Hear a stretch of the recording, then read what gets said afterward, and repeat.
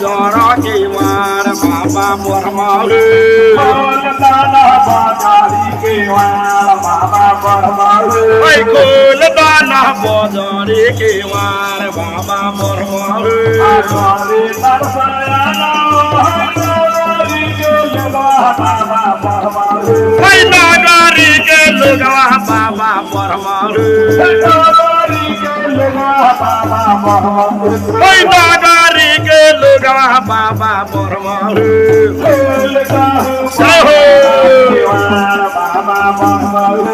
खोल दाहू बजार के वार बाबा बरमालू बाजारी के वार बाबा बरमालू खोल दाहू बजार के वार बाबा बरमालू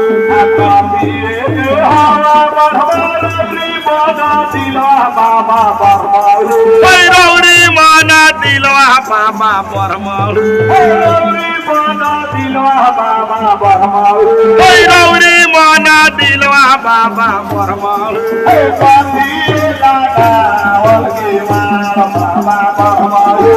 कथिए लगावल के वार बाबा बरमालू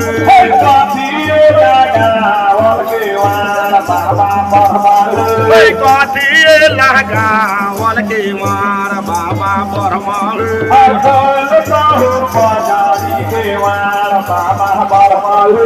खोल दाहू बजार के वार बाबा बरमालू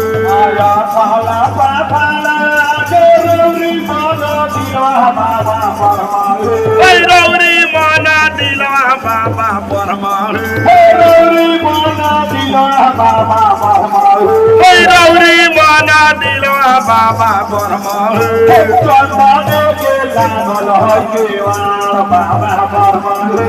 चंदन के लागल है के वार बाबा बरमालू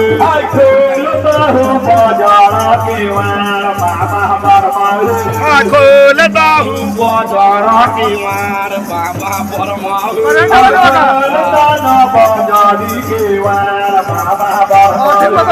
खोल दाहू बजार के वार बाबा बरमालू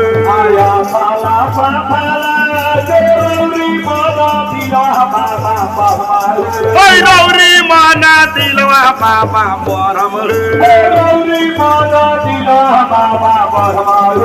रौड़ी माना दिलवा बाबा बरमालू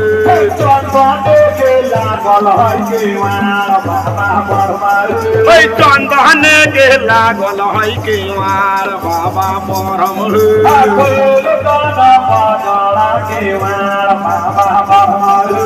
खोल दाना बजार के वार बाबा बरमालू